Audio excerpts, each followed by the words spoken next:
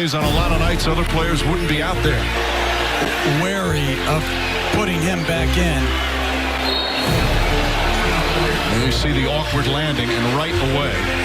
Ok, what's up mes butters? J'espère que vous allez bien. Bienvenue sur ma chaîne Magic Mike Curry où ça parle actualité NBA. Bon les gars, comme vous le voyez, on est dans une nouvelle map. Je viens de déménager récemment, donc n'hésitez pas à me dire en commentaire si vous aimez mon nouveau décor. J'ai gardé les maillots emblématiques qui pour moi voilà, sont importants. Donc voilà, n'hésitez pas à me dire en commentaire. Sans plus attendre, on commence la vidéo sur les blessures au tendon d'Achille. Donc dans cette vidéo, je vais vous expliquer exactement ce qu'est une blessure au tendon d'Achille. Parce qu'en ce moment, c'est la cata. Là, on a eu une hécatombe de blessures au tendon d'Achille, notamment au playoff. Damian Lillard, Tyrese Haliburton et Jason Tatum. Tout ça, ils ont tous eu en plus le numéro 0. Coïncidence? Je ne pense pas. Clairement, il y a une grosse malédiction au tendon d'Achille. En plus, c'est la pire blessure pour un sportif, notamment pour un joueur NBA.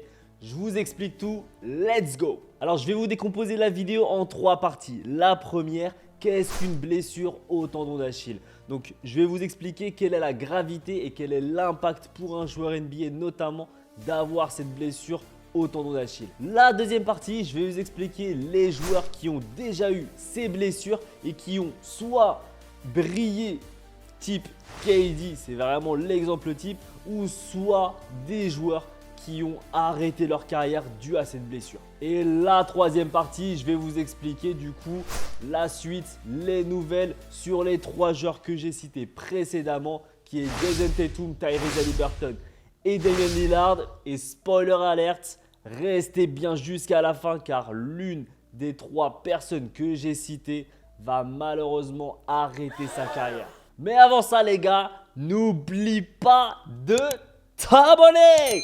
Let's go!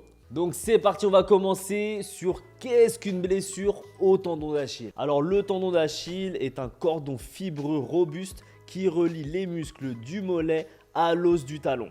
Il est essentiel pour les mouvements explosifs, sauts, sprints et supporte d'énormes contraintes chez les athlètes. Une rupture du tendon d'Achille survient souvent lors d'une impulsion soudaine. Le joueur entend un pop à l'arrière de la cheville suivi d'une douleur aiguë avec incapacité quasi immédiate de marcher ou de pousser sur le pied atteint.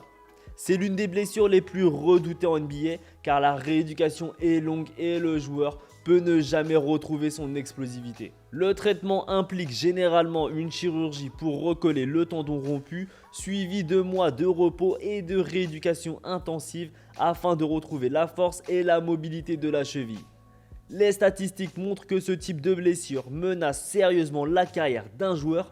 Environ 22% des joueurs NBA victimes d'une rupture du tendon d'Achille ne rejouent jamais en NBA par la suite. Ceux qui reviennent mettent en moyenne près de 10 mois avant de rejouer et présentent souvent un déclin de leur performance. Certains facteurs augmentent le risque de rupture, l'âge, pic d'incidence vers 30-40 ans, surtout chez les hommes, la fatigue ou une blessure préalable du mollet, ainsi qu'une charge de jeu élevée sans assez de repos. Jouer avec une importante blessure au mollet peut par exemple précéder ou provoquer la rupture. Dans le cas de Tyrese Haliburton, une forte élongation du mollet subie quelques jours plus tôt a été le précurseur de son tendon d'Achille rompu en finale. Alors comme je vous l'ai dit, la rupture d'un tendon d'Achille n'est pas une fatalité, même si clairement c'est très compliqué après d'être au niveau. Mais en tout cas, on a Kevin Durant qui en est la preuve vivante. En juin 2019, à 30 ans, ils seront le tendon d'Achille en finale de playoff. Et franchement, après 10 mois de convalescence et d'opération pour revenir, il est encore meilleur sur le terrain. Franchement, c'est du jamais vu. Le gars, je ne sais pas comment il est fait. Alors, je pense que c'est aussi le mental qui joue énormément. Mais le gars, il est fait différemment que nous. Depuis son retour des parquets, il est sur des stats de 28,8 points, 7,1 rebonds et 5,7 passes de moyenne. Franchement, c'est encore mieux qu'à son prime lorsqu'il était chez les Warriors ou chez OKC. Clairement, c'est un truc de ouf. On peut citer aussi Dominique Wilkins. Alors là, c'est pour les vétérans parce que c'est dans les années 90. Mais pareil, il a été victime d'une blessure au tendon d'Achille à 32 ans. Et là aussi, il est revenu en puissance avec une moyenne de 29,9 points. Alors, vous allez me dire, c'est une autre époque, mais c'était la même chose, voire même pire. Parce qu'à cette époque-là, c'était agressif. On était sur des joueurs qui se battaient, les Détroit, les Bad Boys de Détroit. Les gars, c'était encore pire. Alors, j'en ai plein sous la besace. Je vais vous en citer quelques-uns, notamment DeMarcus Cousins, qui, depuis sa blessure, n'est jamais revenu pareil. Pareil pour Patrick Ewings, qui malheureusement n'est plus revenu à son prime depuis sa blessure. Mais également, alors les deux que j'ai envie de me focuser, c'est principalement Isaiah Thomas. À 32 ans, en 1994, il était à son prime. Il avait remporté 2 bagues de champion NBA. Blessure au tendon d'Achille, il n'est plus revenu. Il a mis fin à sa carrière immédiatement, à seulement 32 ans. Vous imaginez, là il était à son prime, il aurait pu, je pense, prendre encore plusieurs bagues. Blessure, finito.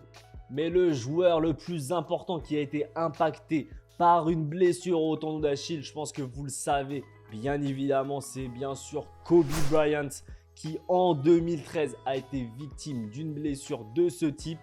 Il a été 4 fois champion NBA, il était à son prime, il aurait pu clairement en faire encore plus, même avec sa mentalité, sa Mamba mentalité. Clairement, quand le physique ne tient plus, même la mentalité, c'est là où on le voit, ne peut pas du coup compléter cette blessure.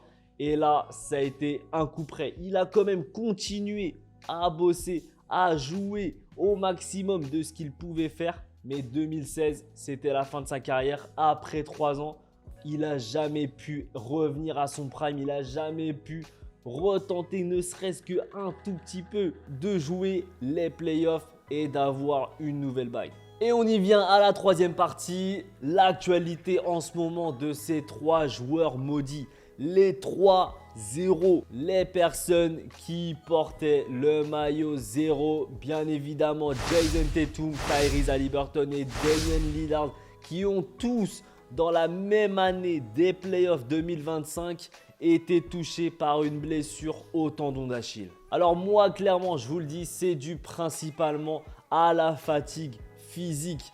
Les gars, ils ont un emploi du temps tellement serré, ils ont tout condensé. Et là, on le voit, le physique à un moment donné, il lâche, le corps ne tient plus et les tendons se fatiguent. Et là, c'est implacable. Avoir 3 personnes blessées au tendon d'Achille la même année, c'est pas possible. C'est pas possible. On va commencer par parler de Jason Tatum qui, je pense, sur les 3 s'en sort le mieux. Pourquoi ? Parce que du coup, il a été opéré dans la foulée. Alors, ça reste une blessure au tendon d'Achille, mais il reste jeune, il a 27 ans. Malheureusement, il était à son prime ou quasi prime. Donc, c'est ça qui est le plus dommage. En plus, avec Jaylen Brown, avec l'équipe de Boston au global, même si dans tous les cas, il devait du coup sortir des joueurs parce que l'oseille était trop haut. Donc, dans tous les cas, il fallait qu'il fasse changer un peu le roster. Mais quand même, ils auraient pu être encore contenders, les Boston Celtics, au moins pour 2 voire 3 ans. Sauf que là, Jason Tatum, l'une des stars, voire même le franchise player des Boston Celtics, coupé en plein vol. Il en a pour 8 à 9 mois de rééducation. Donc, il va louper toute la saison 2025-2026 ou quasi. Mais en tout cas, il ne faut pas croire, les Boston Celtics, l'année prochaine, ils ne vont pas aller très loin. Voire même, j'ai envie de dire, ils vont sûrement pas faire les playoffs. Ils vont potentiellement peut-être tanker la première année pour se dire on prend une peut-être grosse star lorsque Jason Tatum va revenir. Et là, boum, l'année d'après, 2026-2027, ils pourront rejouer le titre. Ensuite, on va parler de Tyrese Haliburton. C'est peut-être celui qui me fait le plus de peine. Pourquoi ? Parce que franchement, il a tout donné. Déjà, Indiana, personne ne pensait qu'il allait arriver aussi loin dans ces playoffs-là. finale de playoff, Game 7. Jusqu'au bout, Tyrese Haliburton a porté l'équipe, même s'il y a aussi Pascal Siakam et toute l'équipe au global. Tyrese Haliburton, c'est celui qui a été le plus clutch de toute l'équipe. Donc clairement, qu'on se le dise, faut qu'on soit droit dans nos baskets. Clairement, Tyrese Haliburton était la personne qui a permis aux Pacers d'arriver jusque-là. Et même, parce qu'en plus, avant le Game 7, il avait déjà une blessure au mollet. Donc en fait, il aurait pu s'arrêter là en disant « Hey les gars, je suis blessé, je ne vais pas aggraver mon cas. J'ai tout donné, maintenant je laisse les clés aux Pacers et à Siakam. On voit si ça marche ou ça marche pas et je reviendrai l'année prochaine. Voilà, en meilleure forme. » Sauf que non, il a donné son âme. Alors, il aurait gagné clairement, mettez-lui une statue. Mais en tout cas, il a perdu. Mais en plus, il a perdu et en plus, il a aggravé son cas avec une blessure au tendon d'Achille. Donc franchement, c'est un peu le gars qui a sacrifié, même j'allais dire sa carrière les gars. Il a mis sa carrière en jeu parce qu'une blessure au tendon d'Achille, c'est du 50-50. Soit tu reviens à la KD, soit tu reviens pas à la Isaiah Thomas et c'est fini. Donc franchement, bravo à lui. Heureusement que les Pacers l'ont gardé et se sont dit, voilà, il a encore 25 ans. Il peut encore bien reconstruire son tendon d'Achille. Plus tu es jeune et que tu te blesses, plus normalement ton corps peut mieux se reconstruire. Alors que quand tu commences à vieillir, 35-36 ans, là c'est compliqué. Et justement, on y vient au dernier joueur, le numéro 0 des, alors j'allais dire Milwaukee Bucks, mais des anciens Milwaukee Bucks, parce que franchement, quelle bande de tarbas, ils l'ont cuté. Je parle bien évidemment de Damian Lillard, 34 ans. Donc là, c'est très compliqué, voire même très compliqué. Parce qu'une blessure au tendon d'Achille à 34 ans, c'est dur. Et quand je vous dis c'est dur, pour moi, ça va être un arrêt. Ça va être un arrêt de carrière. Alors, lui, ce qu'il a dit, c'est que voilà, il n'allait pas laisser cette blessure jouer du coup sur la fin de sa carrière. Lui, il veut quand même continuer. Il a un ego, il veut donner et il veut surtout partir avec une bague. C'est pour ça qu'il est venu à Milwaukee, c'est pour ça qu'il est venu avec Giannis.